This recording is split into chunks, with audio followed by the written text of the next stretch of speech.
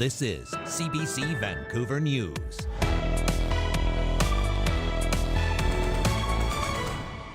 This could be a significant disruption. The clock ticks down towards a Monday morning commute with no bus or C-bus service. We honor picket lines and we will not cross them. And now the potential for SkyTrain and West Coast Express stoppages too. Plus, we couldn't get any information. It was not a normal smell. what was that smell wafting through Metro Vancouver today? Still no clear answers from the Burnaby refinery, but plenty of frustration from residents. Also, the reality is that frostbite and hypothermia don't happen on a timeline. with several weeks of winter still ahead, calls ramp up for the province to open more 24/7 emergency weather shelters. Good evening, I'm Tanya Fletcher. Thanks for joining us. A full 2-day stoppage of bus and C-bus service is on track to begin tomorrow morning across the Lower Mainland. 11th hour negotiations continue tonight between unionized transit workers and the employer Coast Mountain Bus Company. If an agreement is not reached by 3 a.m., transit users across the region can expect major disruptions for the morning commute. Sharia Kashashri has our top story tonight. The prospect of a complete shutdown of bus and C-bus services starting Monday has commuters worried. How are they going to get around? Uber probably, but it's super expensive, or like a taxi, which is most of the time also expensive. Some of the more distant places I go to, I would avoid, I guess. So I get really concerned about business people and people who need the transit system. The threat of a looming strike has also sparked concern among the business community. Certainly would impact a lot of small business owners, whether they could even open their doors for business. This could be a significant disruption. The union representing 180 transit supervisors began job action with an overtime ban on January 6th. Last week, it announced plans to withdraw all services for 2 days if demands to address wage and workload are not met by the employer. For its part, Coast Mountain Bus Company says the company has made the same wage offer given to other TransLink employees. CMBC has offered 13.5% wage increase over 3 years for transit supervisors. That is consistent with what all other CMBC unions agreed to. Bargaining has been ongoing throughout the weekend, but in case of an impasse, bus and C-bus services will not run during the strike. Transit Authority TransLink says other services like SkyTrain and West Coast Express will continue operations as normal. The Bus Supervisors Union, however, has filed a complaint with the Labour Relations Board against TransLink and other transit providers for alleged attempts to limit the impact of the strike. CBC received a copy of the complaint, which alleges CMBC and TransLink working together to create plans to redirect riders from CMBC-operated buses to TransLink services. If the complaint is upheld by the Labour Relations Board, picket lines could spread to SkyTrain stations. The union representing SkyTrain employees says it's prepared to shut down all services Monday in solidarity with the Bus Supervisors Union. That will ultimately stop all transit service for tomorrow. So no SkyTrains will leave. We honor picket lines and we will not cross them. TransLink says pending the outcome of the Labour Relations Board hearing, the union can only legally picket bus and C-bus sites right now. Shaurya Chetri, CBC News, Vancouver. A strong burnt chemical odor blanketed parts of Metro Vancouver today and still is around in some parts.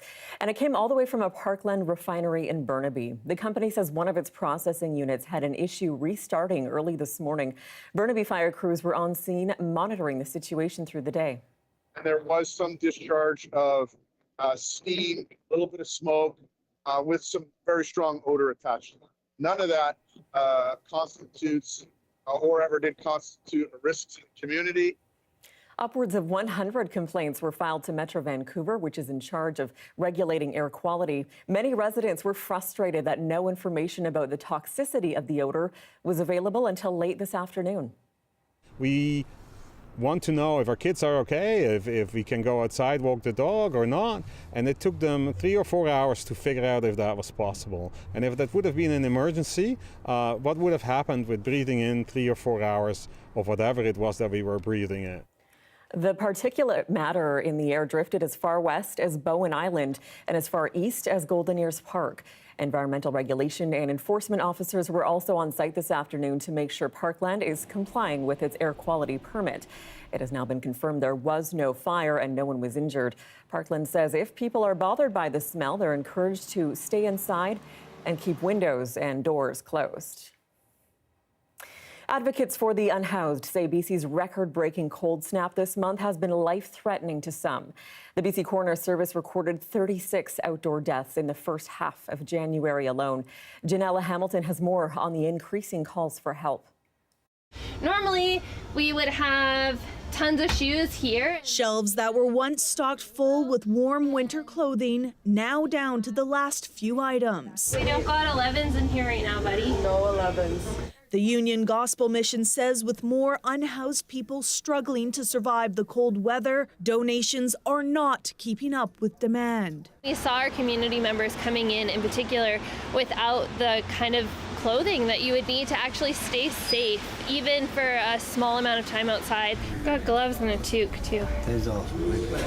You're welcome. This man, who says he is unhoused, was not comfortable sharing his name, but says he's come across 3 people this winter who have died outdoors. People don't know why things are cold, so they do what they did last year and get high. In Victoria, the frigid temperatures are an added obstacle for the increasing number of people living on the street. We're seeing more death, I think, than what I've seen in a long, long time. The BC Coroner Service says it's investigating the cause of 36 outdoor deaths during January's record-breaking cold snap. Because of the drug addiction crisis that's happening, and because of the mental health crisis that we're seeing on our streets, a lot of times people aren't aware when their body is actually freezing. Emergency Health Services says during that time, medical calls linked to hypothermia and frostbite rose by 300% within a matter of days.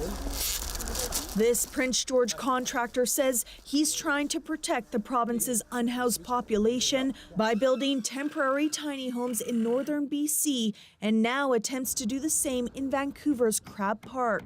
Housing provides them a safe place to get out of the weather. I mean, I think we can all agree food, clothing, and shelter are the 3 basic needs. If we're going to build the material, we will remove it. But his efforts were halted Thursday by park rangers. We are not going to give up. We are going to keep looking at our options. We're discussing what else we can do with the lawyer. With weeks of winter still ahead, advocates continue to push the province for more 24/7 emergency weather shelters. The reality is that frostbite and hypothermia don't happen on a timeline. Janella Hamilton, CBC News, Vancouver. Well, tomorrow marks the start of a coroner's inquest into the deaths of 2 people at an SRO in Gastown nearly 2 years ago. Witnesses will present evidence surrounding the deaths of 64-year-old Marianne Garlow and 53-year-old Dennis James Guay. The jury will then come up with recommendations to try to prevent similar tragedies from happening in the future. The Winters Hotel, housed in a 100-year-old heritage building, was run by Atira Property Management. It was destroyed by a fire sparked by unattended candles in April of 2022. A CBC News investigation has analyzed data on the number of doctors in Canada, and we found the number of medical residents has not grown, despite a growing population. JP Tasker has those details. Marilyn Gifford is fed up with the chronic shortage of family doctors in her area. That's 1 in 3. 1 in 3 of us will not have a family doctor. She's been out pounding the pavement in Sarnia, Ontario, collecting signatures for a petition aimed at changing that. It says here, your family's life may depend upon it. It's part of a grassroots effort calling on the provincial government to fund more medical residency spots. I talked to over 2,900 people myself, and the stories are horrible. There is no primary care available to the average person now. A CBC News analysis of medical school data shows the number of medical residents has been stagnant for the last 10 years. Nationwide, there's only 167 more spots than there were a decade ago. Meanwhile, Canada's population has surged by about 5 million. The numbers are staggering. Another concern, a waning interest in family medicine. Only 30% of new medical residents choose to work in that field, down from nearly 38% in 2014, according to school records. That's one reason this doctor says why 6.5 million Canadians go without primary care. We are simply not graduating enough family medicine residents to meet that need. You can actually magnify the image. One solution is making it easier for foreign-trained doctors to practice here. Canada's employment minister says the provinces need to speed up credential recognition. You can put artificial barriers to people accessing the labor market. We can't afford that anymore. Gifford won't give up her fight. We are in crisis mode here. There's no way we're going to catch up by continuing to do what we've been doing, because we're falling behind. What isn't falling? Emergency room visits. They spiked to 15 million last year, according to the latest data. That's up more than 1 million from the year before. JP Tasker, CBC News, Ottawa. Loblaw's near expiry discount may be back at 50%, but the PR disaster that ensued will take a lot longer to get back to normal. The CBC's Sarah Levitt takes a look at the impact from the controversy. Well, I think it's kind of shady. Even after Loblaw backtracked, shoppers are still frustrated. At least they reversed it. I mean, but to have that idea in the first place, that kind of, I don't know, makes me kind of regret going here now, you know? Loblaw plans on cutting its discount on food that's about to expire from 50% to 30%, saying the shift would have been consistent with the other major grocers. In a statement, the company said, "We've listened to the feedback from our customers and colleagues." That feedback was outrage from across the country, prompting Loblaw to reverse its decision and to keep the discount at 50%. They don't seem to care. They just, want their very high profit margins. And, it's kind of like a middle finger to people. We have to live with it, and we have no control over it. Nobody's helping us. The Canadian grocery giants have been under increased scrutiny. Their CEOs called to Ottawa to come up with a plan to stabilize food prices. Canadians see Loblaw as the poster child for most wanted. This retail analyst says many shoppers feel there isn't much they can do to counter high grocery prices. You take the big three, Metro, Loblaw, and Empire, you add in Walmart and Costco, and you got maybe 70% of the market. That's a very concentrated market, okay, where the players have a lot of power. And Canadians are mad. This latest reversal from Loblaw could be a tipping point. I think it's important to actually make grocers accountable as much as possible. And right now, they get away with a lot. In this case, it was the public holding Loblaw accountable. The company says the reduced discount hadn't yet been implemented in Atlantic Canada, and the rest of the country should see 50% stickers back in their stores in a few weeks. Sarah Levitt, CBC News, Montreal. North Vancouver says it is developing an urban forest plan to better protect, manage, and grow forested areas in the city. The urban forest brings a number of benefits from environmental, ecosystem services, helping to reduce heating costs, for example, or reduce the urban heat island effect, and also economic in terms of helping create a thriving urban environment for businesses to do their jobs in. He says right now the city has about 20% canopy cover, but they're concerned about how climate change could impact the trees in the future. They hope to better understand current tree health in order to put together a 20-year plan. The city is looking for public input, which can be shared through a survey on its website. Well, today, kids at the Vancouver Convention Centre were invited to experience Discovery Day, an interactive learning exhibit about mineral exploration, mining, and technology. What we're really hoping is that people come today, kids come today, and they discover a taste for rocks and minerals, and they become the mineral exploration and miners of the future. Kids and families took part in live science demos, including drone demonstrations and virtual reality scenarios. They also got to play with a seismographic wavelength tool that showed how much the ground shook when they jumped. And geologists were also on hand to answer questions by those who brought in their very own rock collections.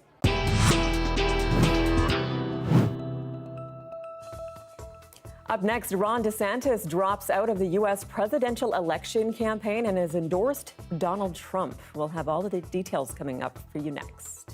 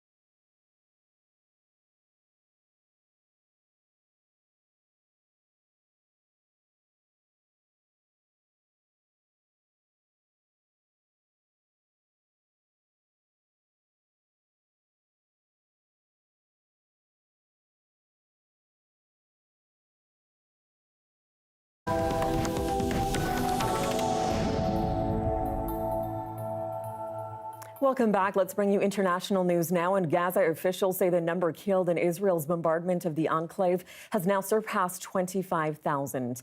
A grim milestone on a weekend that saw growing frustration in Israel over the Gaza hostages and growing fears the conflict is spreading. The CBC's Katie Simpson has the latest. They want the pressure to be relentless.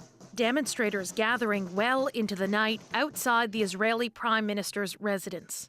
My son is one of 136 hostages still being held somewhere in Gaza, and it's been 107 days, and I'm here to make noise to say we need to bring these hostages home.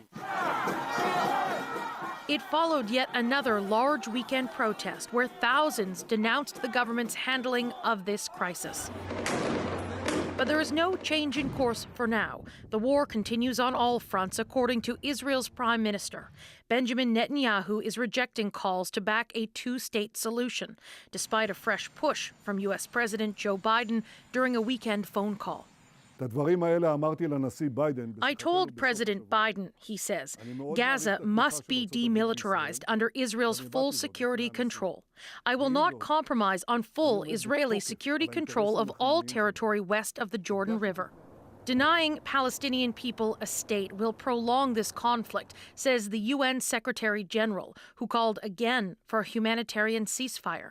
Israel's military operations have spread massive destruction and killed civilians on a scale unprecedented during my time as Secretary General.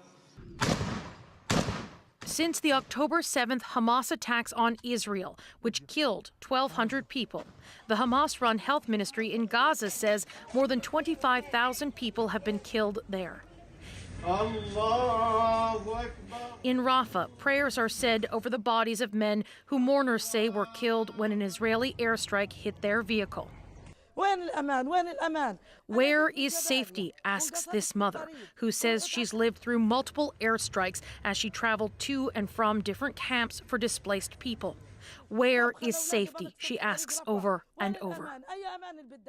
Concern is growing. This conflict is expanding, and there are a couple of significant developments from this weekend to point to. At least 2 U.S. soldiers stationed at an airbase in Iraq were hurt in an attack by an Iranian-backed militia, and it came hours after Iran vowed retaliation for the killing of 5 senior Iranian intelligence officials in Syria. Iran is blaming Israel for that airstrike in Damascus, so instability appears to be expanding across the region. Katie Simpson, CBC News, Washington. Elsewhere overseas, Russian officials are accusing Ukraine of an attack they say has killed 25 civilians.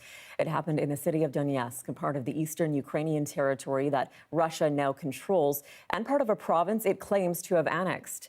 Officials in the city say Ukrainian shelling hit a busy shopping area. Moscow is denouncing the strike as terrorism and has proclaimed a day of mourning. Ukraine has not commented.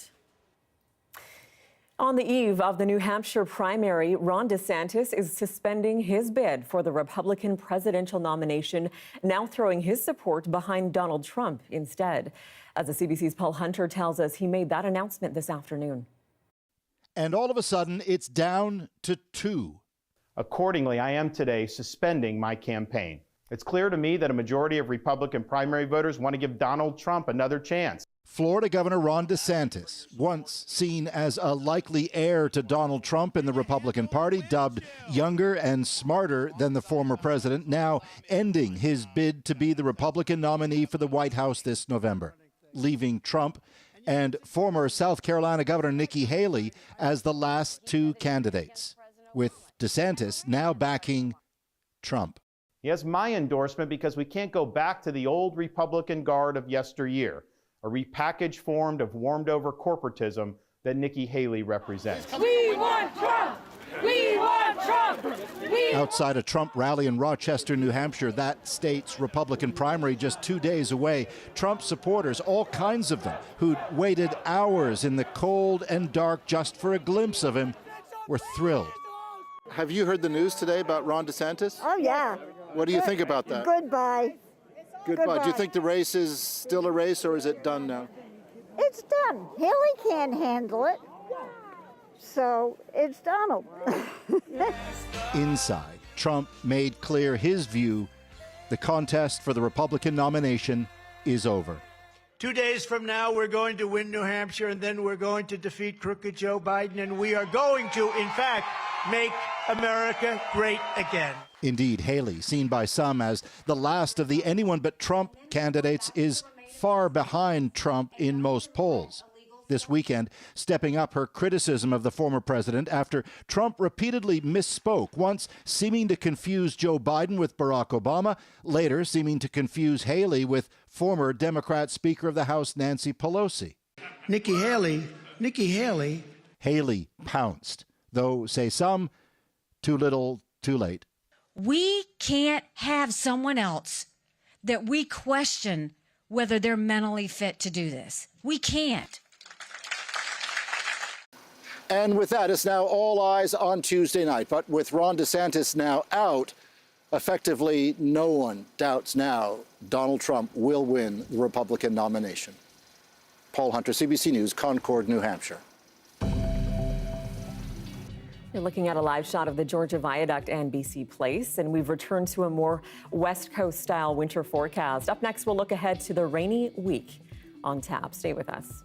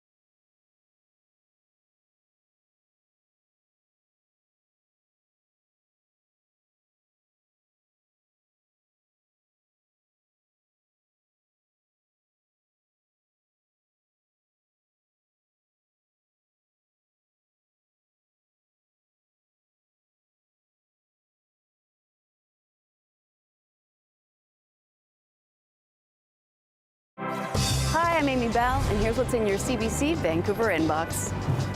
On January 24th, join CBC British Columbia's Matt Allen as host of a special screening of an episode from CBC's Black Life Untold Stories, an 8-part docuseries that reframes the rich and complex histories of Black experiences in Canada. Presented in partnership with the Black Life Impact Foundation, the event features a screening of one episode and a Q&A session. Tickets at cbc.ca/BC. And time for a look at the 5-day forecast. We are certainly still feeling like winter, especially with all that snow out there, but not quite as cold as we've been used to in recent weeks. Here's why. Our overnight lows through much of the province, including parts of the central and southern interior, as well as the Kootenays, are roughly 10 degrees warmer than what we're used to for this time of year. So our overnight lows not getting quite as low as we're used to, but that's not stopping a lot of those flurries, snow showers, rain showers to continue. Here's the precipitation forecast. You can see real no break in these systems that keep pulsing through as they hit the west coast as rain and then move further inland, more like snow. And here's our forecast for tomorrow. You'll see that continue at least for the next day or two. Those flurries likely, of course, coming down as snow in those higher elevations and chillier places, but in places like the Okanagan, it could come down as more like freezing rain or sleet as we see the temperatures hover closer to 0 for our daytime highs. We do have a winter storm warning in effect for several communities way up north on the border with Alaska, so that's something to watch out for. And then for Vancouver, lots and lots of rain. Much more typical forecast is what we're used to looking at for January, but temperatures relatively seasonal for the south coast, 7-8 degrees. Overnight lows not too cold either, so we should be past the snow, at least for now.